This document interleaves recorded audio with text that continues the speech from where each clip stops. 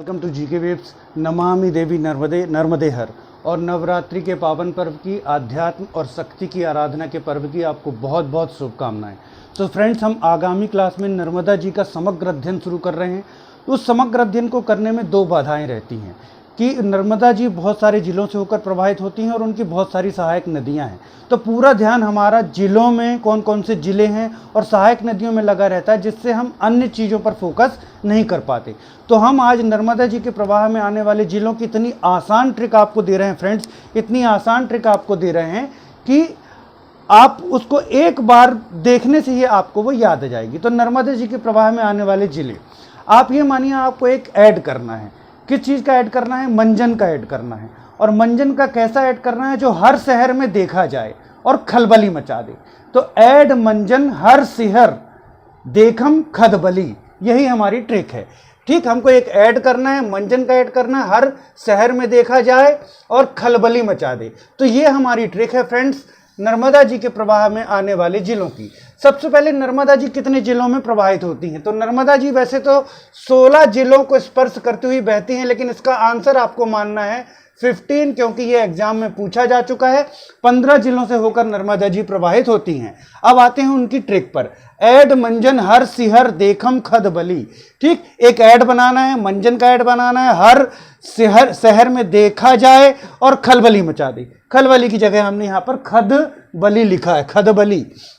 तो ऐड को ले लेते हैं सबसे पहले। Add, A for Anuppur, okay, A for Anuppur. फिर डी दूसरा लेटर है, डी दूसरा लेटर है, डी फॉर डिंडोरी, ओके। आते हैं मंजन में, तो माँ फॉर मंडला, जा फॉर जबलपुर, फिर ना फॉर नरसिंहपुर, ओके, ये हो गया। अब आते हैं हर में, तो हा फॉर होशंगाबाद, होशंगाबाद को हम नर्मदापुरम भी कहते हैं, और रा फॉर रायसेन, ओके। अब आते हैं शहर। फ्रेंड्स, एक चीज ध्यान दीजिएगा, जब भी मैं आपको ट्रिक्स देता हूं तो मैं ये चाहता हूं कि ट्रिक बहुत आसान रहे और एक लेटर एक ही चीज को इंडिकेट करे, ताकि आप कंफ्यूज ना हो, और क्रम से रहे, ताकि अगर आपसे क्रम से पूछा जाए तो आप क्रम से बता सकें। लेकिन यहां पर आपको ध्यान देना है शहर में कि सी फॉर सीहोर है, लेकिन हर, यहां पर दो वर्ण एक ही चीज को इंडिकेट कर रहे हैं, हा और रा। हर इंडिकेट कर रहा है हरदा को, इसका बस आप ध्यान रखेंगे। फिर आते हैं देखम में दे आता है देवास और खम आता है खंडवा, ओके। और खलबली की जगह हमने लिखा बली, खदबली। तो खा फॉर खरगोन, धा फॉर धार, बा फॉर बड़वानी और ली फॉर अलीराजपुर।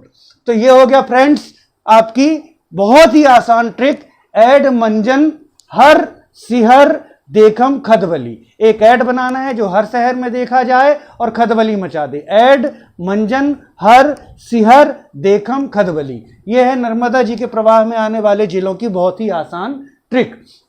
अब एक चीज हम यहां पर डिस्कस कर लेते हैं, क्योंकि हमारी जो आगामी क्लास है वो नर्मदा नदी के समग्र अध्ययन पर है, और समग्र अध्ययन की जब क्लास होती है तो वो बहुत लंबी होती है। और फ्रेंड्स, मैं यहाँ ही आपको बता देना चाह रहा हूँ कि नर्मदा नदी जो है मध्य प्रदेश की जीवन रेखा कही जाती है, मध्य प्रदेश की गंगा कही जाती है, अत्यंत पुण्यदायिनी जो नदी है। कहा जाता है यमुना में 7 बार स्नान से, सरस्वती नदी में 3 बार स्नान से, गंगा नदी में 1 बार स्नान से जहां पापों से मुक्ति मिलती है, वहीं नर्मदा नदी जी के मात्र दर्शन मात्र से पापों से मुक्ति मिलती है। नर्मदा के कण कण में शंकर जो हैं उनका रूप विद्यमान है।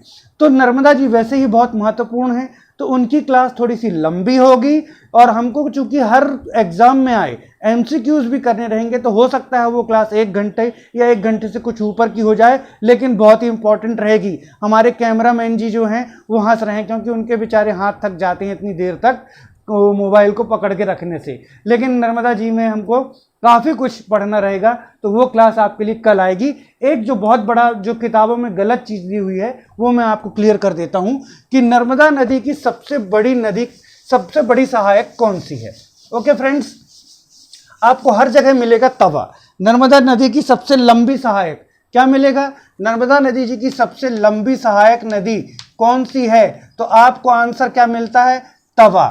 लेकिन आपको ध्यान रखना है, नर्मदा की सबसे, यहां पर मैं पूरा लिख देता हूं ताकि आप कंफ्यूज ना हो, सबसे लंबी, ध्यान दीजिएगा, सबसे लंबी और सबसे बड़ी में अंतर होता है।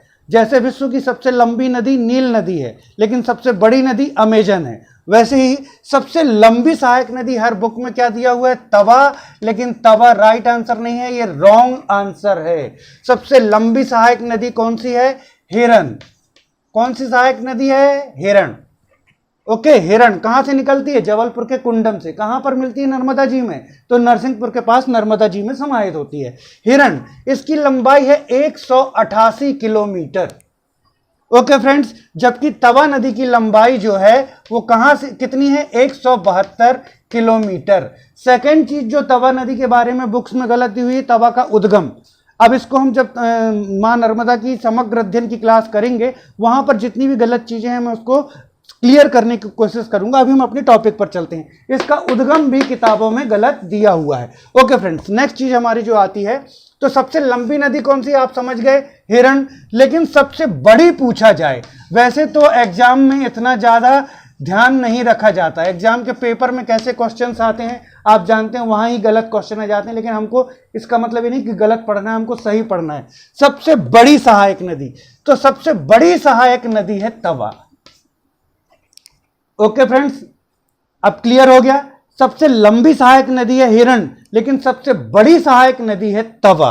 Okay friends, clear. सबसे लंबी सहायक हिरण, सबसे बड़ी सहायक तवा। क्यों?